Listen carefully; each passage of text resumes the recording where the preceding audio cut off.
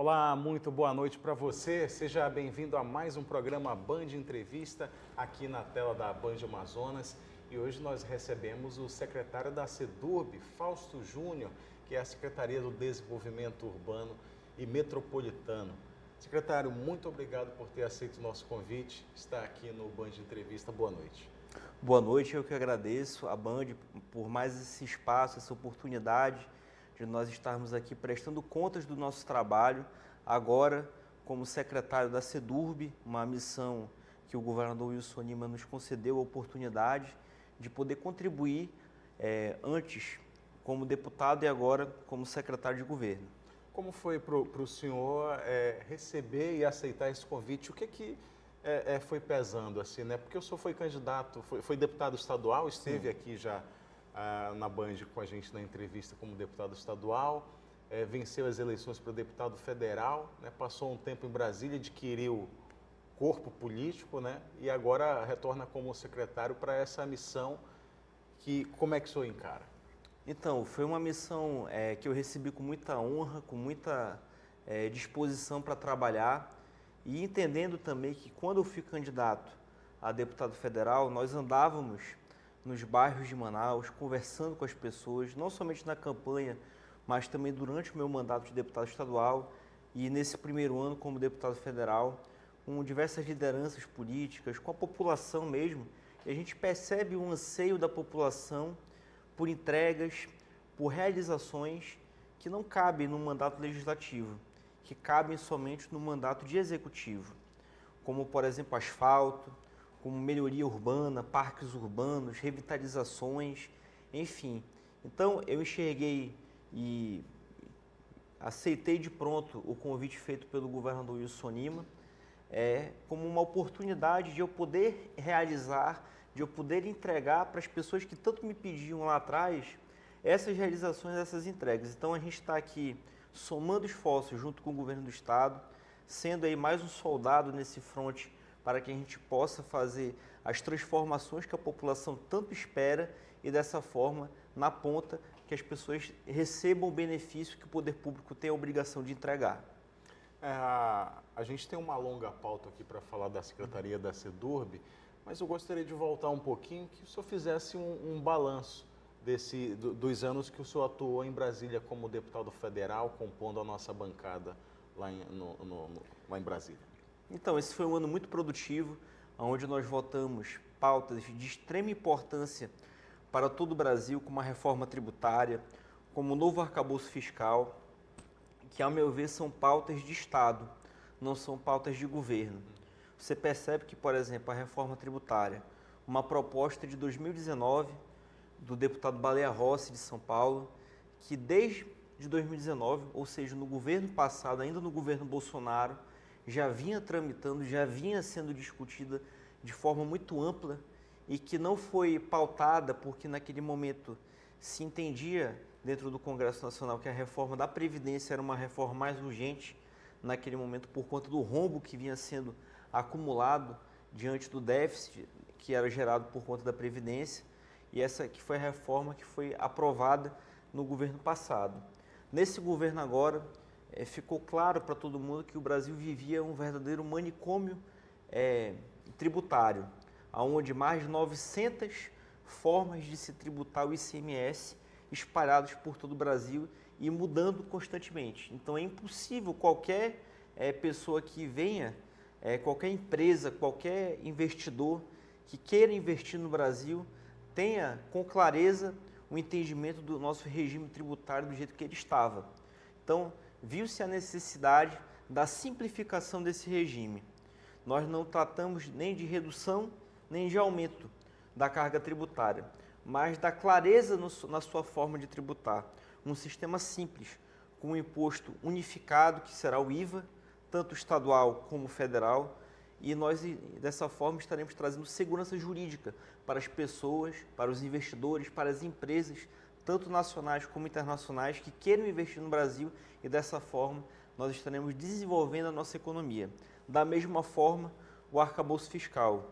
Diante de tantos furos no teto de orçamento, no teto de gasto, que era o sistema anterior, viu-se que esse sistema era um sistema falho e que ele precisava sim colocar amarras, colocar limites para o gasto do governo federal, para o gasto público, mas também já prever no seu nascimento algumas exceções e algumas metas. Então, uma forma mais inteligente, uma forma que também dê para o investidor internacional uma segurança de que nós estamos estabelecendo um limite de gastos, mas que esse limite de gastos haverá alguma exceção ou alguma meta e dessa forma ele não haverá furos, ele não haverá constantemente a concessão de exceções como estava sendo feito nos anos anteriores pelo Congresso Nacional. Então, são dois temas voltados para a nossa economia que, a meu ver, são temas de fundamental importância a longo prazo para a estabilidade e o desenvolvimento econômico do país. Da minha parte, como deputado federal, eu fui o autor da Frente Parlamentar da BR-319, que é um anseio de mais de 40 anos do nosso estado e também do estado de Roraima, que é a ligação por via rodoviária para o restante do Brasil. A gente sabe, Neto, que muitas pessoas já estão desacreditadas. Tantos anos se fala, tantas pessoas, tantos políticos, tantas pessoas que já passaram por Brasília e já prometeram, de certa forma, a realização da repavimentação dessa BR-319.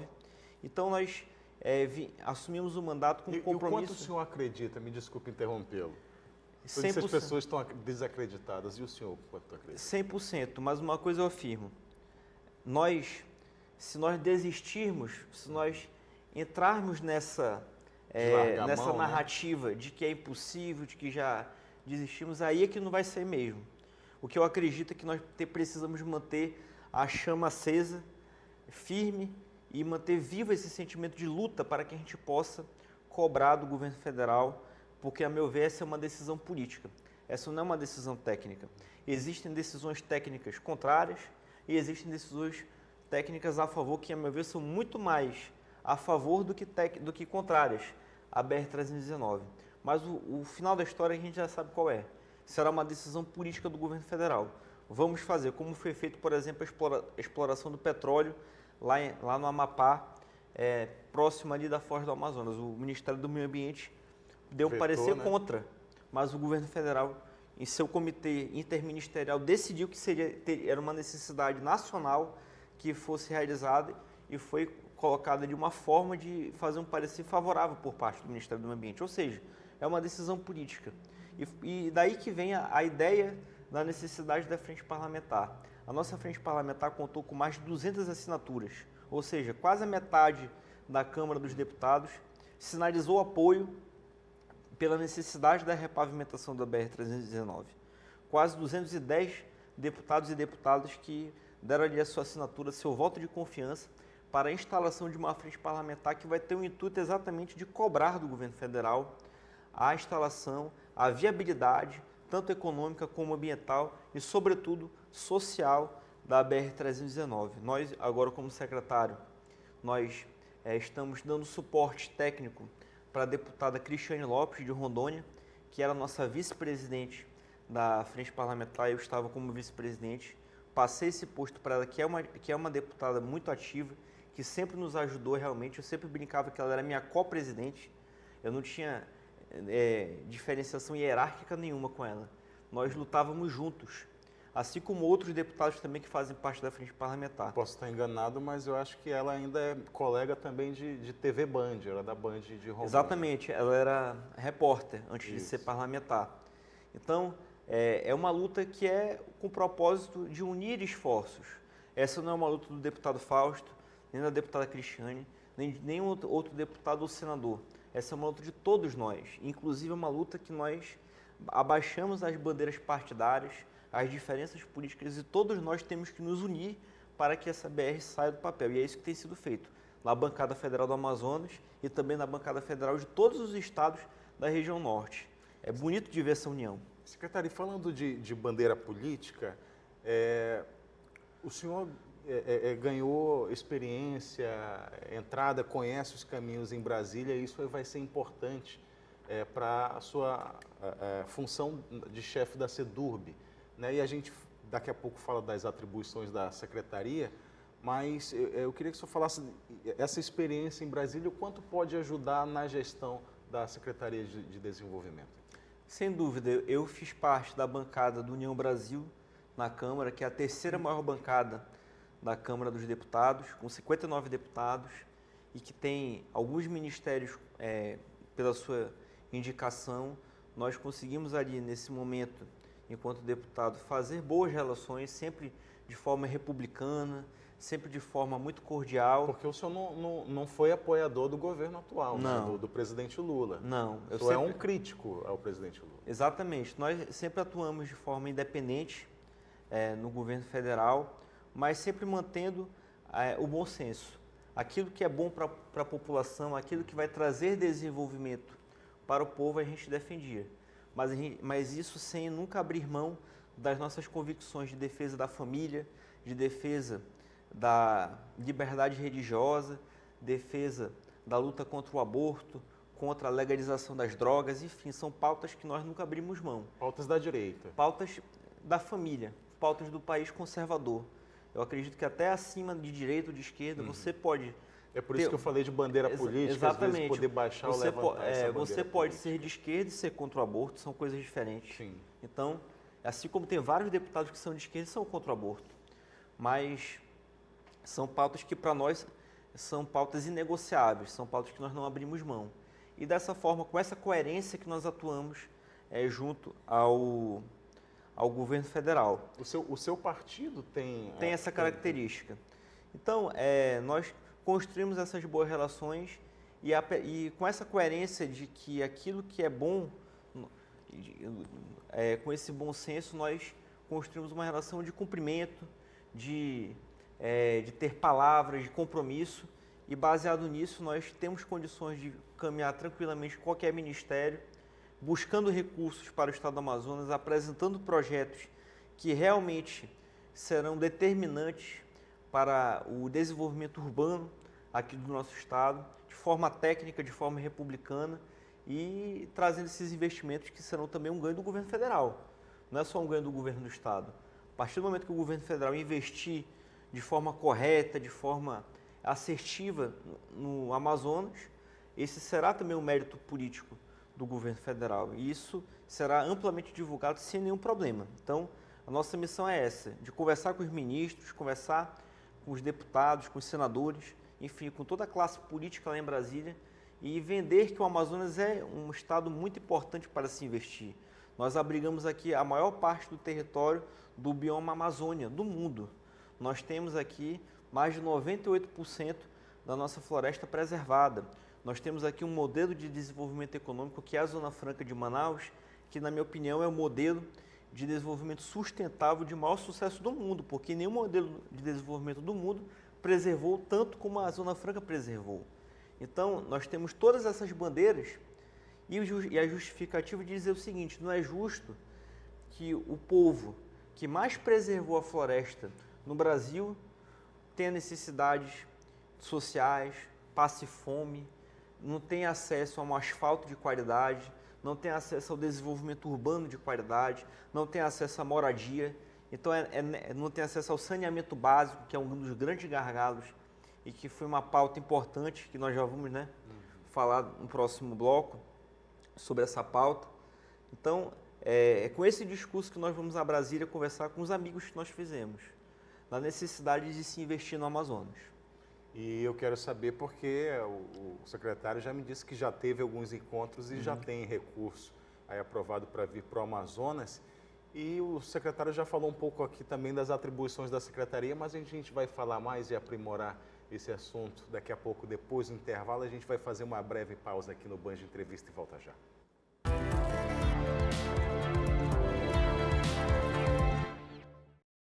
De volta com o Band Entrevista aqui na tela da Band Amazonas. Agradecer a sua audiência em todo o estado do Amazonas.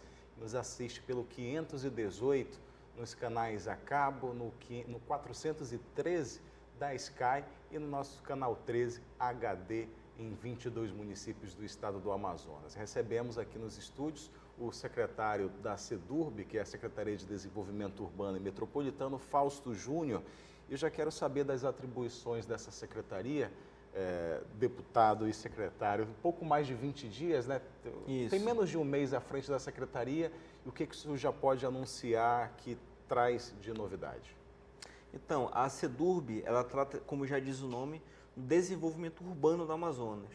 Todas as cidades que tiverem projetos nesse sentido, seja de asfalto, seja de parques urbanos, de cobertura de água, de saneamento básico, enfim, tudo aquilo que for no tocante do desenvolvimento da urbanização, de você fazer com que a cidade fique melhor urbanizada, é da nossa atribuição. Então, nós estamos, tanto no governo do estado, com diversos projetos, mas também buscando em Brasília recurso federal para que a gente consiga investir, seja em Manaus, seja no interior do estado, para o desenvolvimento da urbanização das cidades de todo o Amazonas.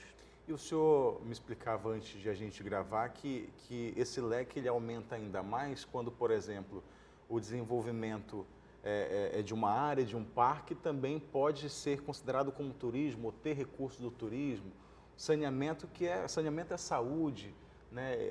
O leque é grande de atendimento também, né? É exatamente por isso que a nossa secretaria tem uma necessidade de transversalidade com outras secretarias muito importante.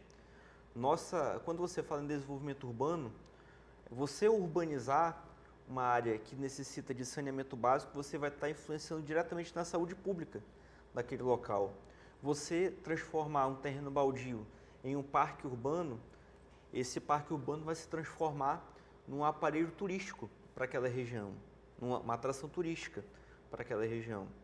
Então, você iluminar um município que tem uma dificuldade de iluminação pública, você vai estar afetando a segurança pública daquela região. Então, a nossa secretaria tem essa capacidade de integrar trabalhos com outras secretarias também do governo do estado. Então, a nossa parceria com todos os secretários é algo que é de fundamental importância para que o nosso trabalho aconteça e dessa forma a gente vai estar contribuindo com todos.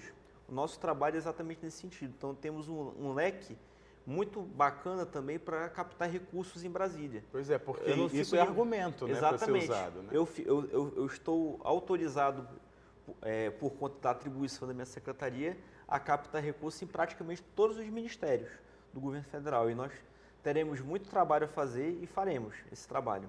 E o senhor esteve em Brasília recentemente, que o senhor já me confidenciou aqui, Sim. O que já traz?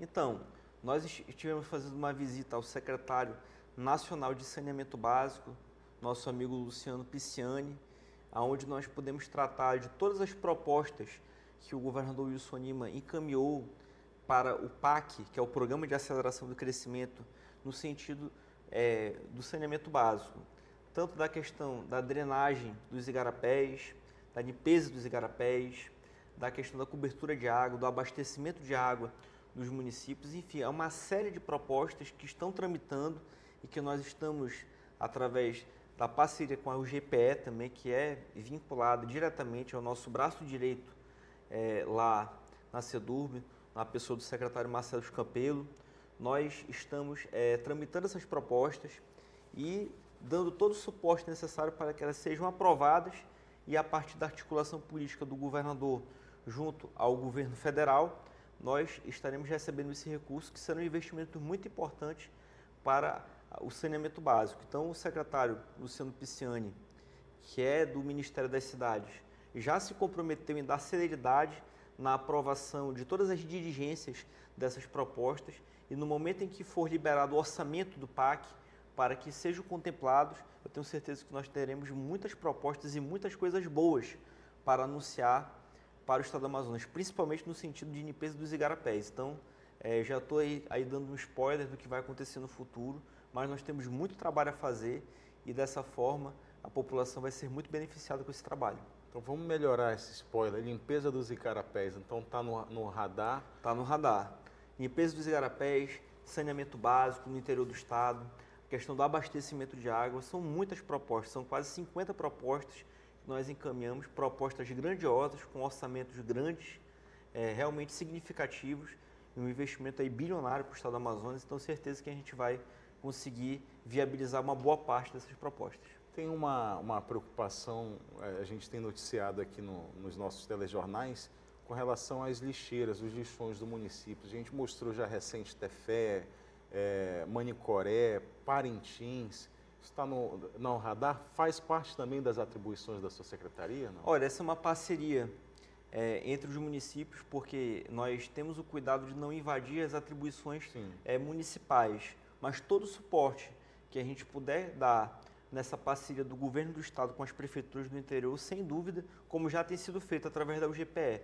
A UGPE, na pessoa do secretário Marcelo Campelo, tem feito diversos convênios nesse sentido e a gente está ali também para dar todo o suporte. Para você ter uma ideia da minha parceria com o secretário Marcelo Campelo, hoje eu fico na UGPE. A minha sala, a CEDURB, funciona em conjunto com a UGPE. Tamanha é a parceria, tamanha é a importância que a CEDURB tem com a UGPE, porque a UGPE é a unidade gestora do governo do estado que trata dos projetos. E esses projetos que nós apresentamos lá em Brasília para que sejam captados os recursos federais para que eles sejam realizados aqui no Amazonas. Então, é uma parceria, é uma dupla de sucesso. Eu e o secretário Marcelo, sem dúvida, a gente tem trabalhado em sintonia, em alinhamento, para que a gente consiga fazer com que esses projetos que são feitos na UGPE no futuro sejam executados pela CEDURB.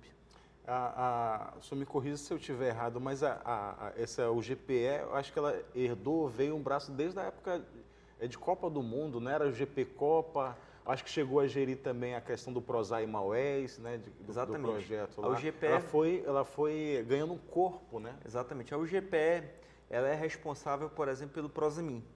A UGPE hoje toca o Prosamin+, que tem avançado, que tem evoluído através dos recursos oriundos do Banco Mundial, do Banco Interamericano de Desenvolvimento, que é o responsável, por exemplo, do Prosai de Maués, que recentemente foi aprovado, anunciado pelo governador Wilson Lima, um empréstimo de 70 milhões de dólares, quase 400 milhões de reais, para o Prosai Maués, que será um investimento que vai transformar a realidade urbana de Maués e também de Parintins.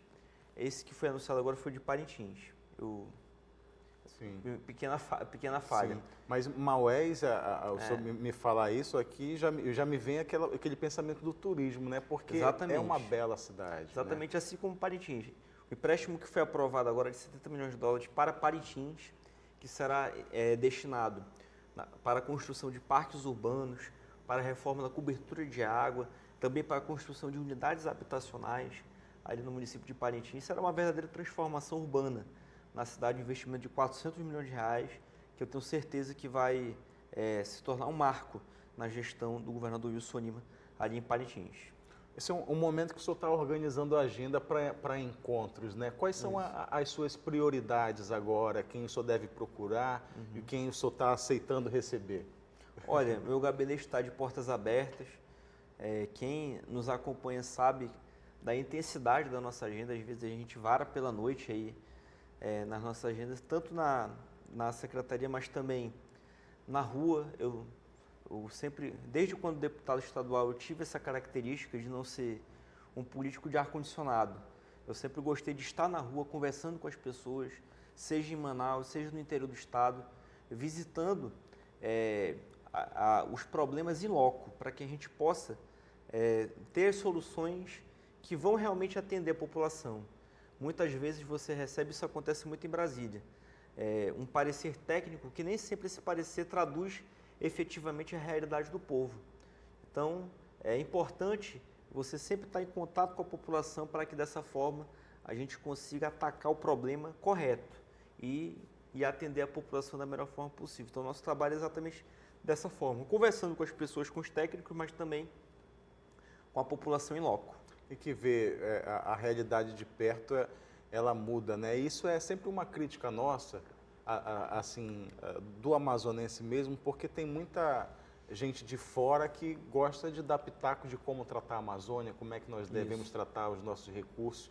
E quem é da área, quem vive aqui, é que pode dar uma palavra também mais próxima ali da realidade, né? Exatamente. Não, eu recentemente estive em Beruri, conversando com a população, tenho caminhado nos bairros de Manaus. Beruri é a área pós-desastre, a área que teve um bairro ali que caiu com terras caídas, Foi né? a comunidade do Ayapuá.